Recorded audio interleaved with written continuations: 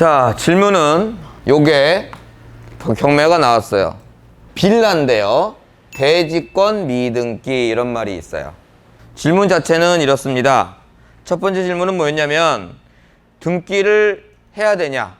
할 수 있냐? 하면 얼마나 드냐? 뭐 이런 얘기인 것 같고요. 그럼 거기에 대해서 아예 싹 부셔버리는 게 낫지 않냐? 오래됐으니까 이런 이야기도 하셨어요.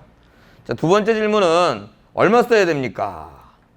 한다면 그런 질문까지 하셨어요. 일단 대지권 미등기부터 알아보도록 할게요. 땅이 없는 건물은 없죠. 땅이 있어야 건물을 짓죠. 근데 땅이 없대요. 근데 대지권이 대지권이라는 말이 나오는 순간 이거는 집합 건물이에요. 집합 건물의 대표적인 건 아파트.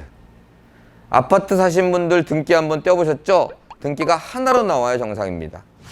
땅, 건물 이렇게 나오면 비정상이에요. 그게 바로 뭐다? 대지권 미등기예요. 아파트를 내가 사는데 비슷한 거 해볼까요? 이런 상가 그리고 이런 빌라, 다가구는 아니에요.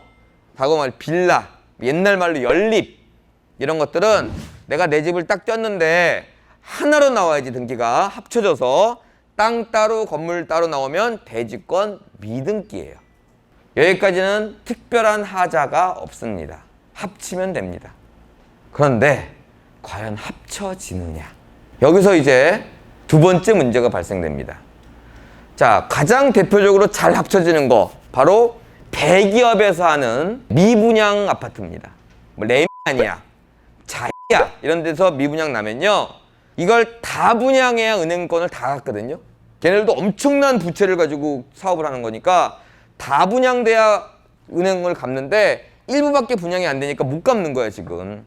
그럼 여기서 무슨 파격 세일 분양을 하든 뭘 하든 해갖고 다 분양을 시켜야 은행 거를 다 갚고 그 다음에 그 땅에 있는 그 등기를 건물에 합쳐버려야 대지권이 합쳐지는 그런 단계가 가장 대표적인 별거 아닌 미등기.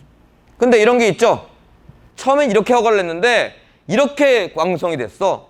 이렇게 바꿔야지 합쳐지는 거죠. 이건 근데 이렇게 바꾸는데 부시고 새로 질 만한 비용이라면 안 바꾸겠죠. 이렇게 그냥 임대놓고 살겠죠. 그런 종류가 다양합니다. 대표적으로 그 두 개만 말씀드린 거예요. 그래서 권리 분석을 살짝 해보니까 건물을 한번 눌러보니까 토지를 한번 눌러볼까요? 토지 등기가 있죠. 이러면 비정상이라고. 빌라가 없어. 아예 안 껴져야 돼. 발급이 안 돼야 돼.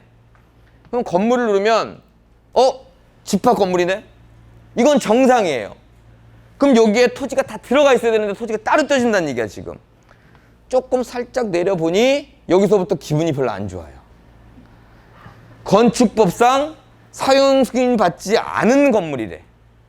이건 정상적으로 다 지었는데 건물 자체를 손바닥으로 지은 거야. 손바닥처럼 주먹으로 져야 되는데. 그렇게 가정을 할게요. 저도 조사를 100% 한 게 아니니까. 그래서 누군가가 2020년에 지어진 건물이죠 이거? 작년에 지어진 건물이에요? 여러분 아까 사진 보니까 어때요? 건축물 그 자재 보니까 한 30년은 안 됐더라도 가까이 된 것 같이 보이잖아. 근데 20년이라잖아. 2020년. 뭐가 이상하죠? 소유권 보존. 건물은 지었단 얘기죠? 샀으면 소유권 이전이라고 나와야 됩니다. 지었단 얘기예요. 이런 사람들이. 쭉 내려보니까 뭐라고 나와 있어요? 부동산 강제경매 개시 결정 등을 위해 촉탁으로 인하여 등기. 이게 뭔 말이야? 자, 이게 무슨 말이냐면 등기가 없는 건물은 경매를 넣을 수가 없으니까 채권자가 대신해서 등기를 해준 거야. 여기서 이제 중요한 거 하나 짚고 넘어갑니다. 좋은 법이에요. 누구한테? 채권자한테. 아니 내가 건물 줬으면 내가 등기해야 되잖아. 근데 남이 등기해 주는 거잖아. 그럼 내가 불리하다는 건 뭐야? 채권자들은 유리하다는 얘기죠. 근데 여러분들은 채권자도 아니고 채무자도 아니죠. 보통 입찰자죠. 이게 법이 새로 생긴 법이에요. 누굴 위해서? 채권자를 위해서. 왜 이런 법이 생겼냐? 건물을 지금 지어놓고도 일부러 등기를 안 해 내가. 여러분들 뭐 뉴스에도 얼마 전에 나던데 수원에 무슨 5개 건물이 전세로 다 빼고 뭐 근저당 왕창 잡아갖고 그냥 날르고. 뭐 수원에만 그래? 전국적으로 다 있어요. 20년은 안 됐고 한 15년 전부터 유행했던 것들이에요. 건물 지어놓는데 건물 새 거잖아. 등기 안 나오잖아. 여러분처럼 경매 공부하는 사람은 거기 들어갈 일이 없지. 근데 그런 데 들어가는 원룸투룸 사는 사람들이 다 잘 몰라. 그러니까 그냥 괜찮다고 하면서 심지어는 요즘엔 중개사까지 같이 합동을 해갖고 사기쳐갖고 넣어놓고 왕창 끌어쓰고 등기 해보니까 뭐야 다 있잖아 이미. 엉망이에요 지금. 그런 것 때문에 채권자가 대신해서 등기하는 법이 만들어졌다고. 근데 우리는 누구 입장이다? 낙찰자 또는 입찰자 입장이죠. 그러니까 뭐가 문제가 되냐면 옛날엔 등기 있는 건물은 무조건 준공이 났는데 지금은 준공이 안 난 것도 등기가 나니까 이제 황당한 거예요 이게. 사용을 승인을 받고 등기를 해야겠죠. 여러분들 허가 받을 때 등기소가 허가 받지 않을 거 아니야. 건물 허가 받을 때 시군구에서 받을 거 아닙니까? 시군구에서 허가 받고 시군구에서 승인 받고 시군구에서 건축물 대장 나오잖아요. 그 건축물 대장 가지고 등기하는 거란 말이야. 그러니까 과거 같은 경우는 등기가 있으면 무조건 사용 승인이 났다고. 근데 지금 법이 바뀌어갖고 채권자 위주로 바뀌니까 사용 승인이 안 나도 등기 먼저 해버리니까 잘 모르는 입찰자들은 등기 있으니까 뭐 합법적인 거겠지 하고 받으면 불법이 여러분한테 가는 거예요 이제. 소급해서 적용되는 건 아니지만 오늘부터 불법 건물의 소유자가 되는 거예요. 그게 어느 쪽을 좋게 하다 보니까 어느 쪽이 나빠진 그런 케이스예요. 자, 그러면 이건 어떻게 해결하느냐? 자, 이것도 법으로만 말하자면 여러분은 불법적인 건물의 소유자니까 당연히 불법에 대한 페널티나 과태료나 벌금이나 징역이나 가셔야겠죠. 징역은 뺄까? 가셔야 되는 게 법인데 그게 우리나라가 급변하는 5, 60년 아니 급변하는 70년을 겪다 보니까 법이 미친 듯이 많이 바뀌었다고. 옛날엔 합법이었던 것도 지금은 불법이고 그때는 불법이었던 것도 지금도 합법이고 예를 들어 지금 종로, 서울역, 뭐 용산역까지 저 뒤로 가면 지금도 판자촌이 있어요. 그럼 불법이니까 싹 부셔야겠네. 못하잖아요 그게. 왜? 그때는 그렇게 1950년, 60년은 그렇게 살았기 때문에 그걸 부시면 안 되잖아. 그래서 이렇게 오래된 건물들은 지금 법은 아니에요. 지금 저 갖고 준공 안 나면 지금 부서져요. 재수 없으면 어디 간다? 어디 가요. 이렇게 20년 이상 된 건물들은 그냥 불법이어도 세금은 내요. 세금 내는 건 좋은 거예요. 안 좋은 게 아니라 세금을 낸다는 얘기는 그냥 활성화시켜준다.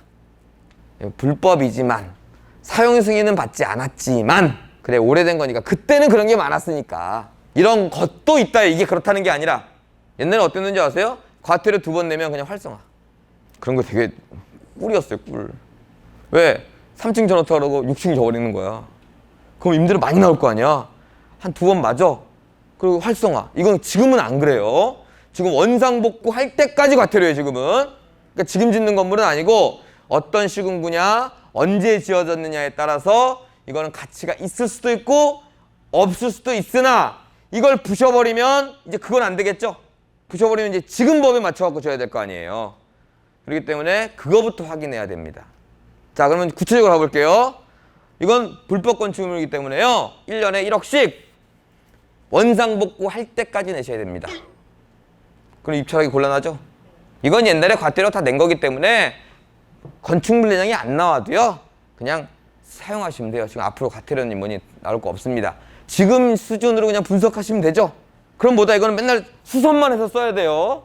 완전히 뭐 앞으로 또 50년 지나면 얘기가 달라지겠지만 수선만 한번 쓰시면 돼. 그냥 알맞은 임대료 받고 지금 법에 따른다 라고 하면 안 해야 될 가능성이 높고 옛날에 이미 다 끝난 거다 라고 하면 잘 됐네. 옛날엔 등기 없어갖고 그냥 계약서만 내 거였는데 지금은 등기도 나왔으니까 등기까지 넘어오잖아요. 그럼 이제 내 거가 되니까 가치가 좋을 가능성이 높다. 일단 그거 두 거 중에 하나를 결정하셔야 되고요.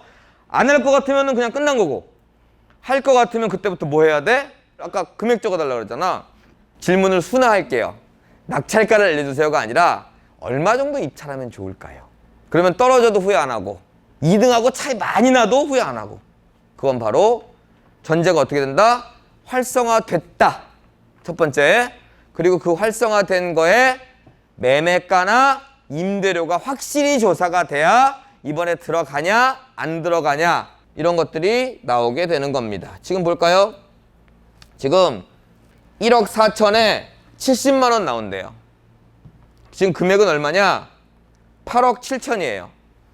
1억 4천에 70만 원 나오는 게 사실이고 현실이다. 들어가시면 되죠? 이게 진짜 사실이면 이건 절대 들어가시면 안 되죠. 다가구처럼 생긴 빌라가 70만 원 나오는 게 8억 9억이 말이 됩니까? 이건 아예 불법이기 때문에 임차인이 안 들어온다든가 아니면 합법이어도 조사가 잘못됐다든가. 그래서 실제로 조사를 해보면 저한테 물어보기 전에 이건 얼마가 나오니까 얼마를 써야 되겠다 정도가 나오지 않을까라는 생각이 듭니다.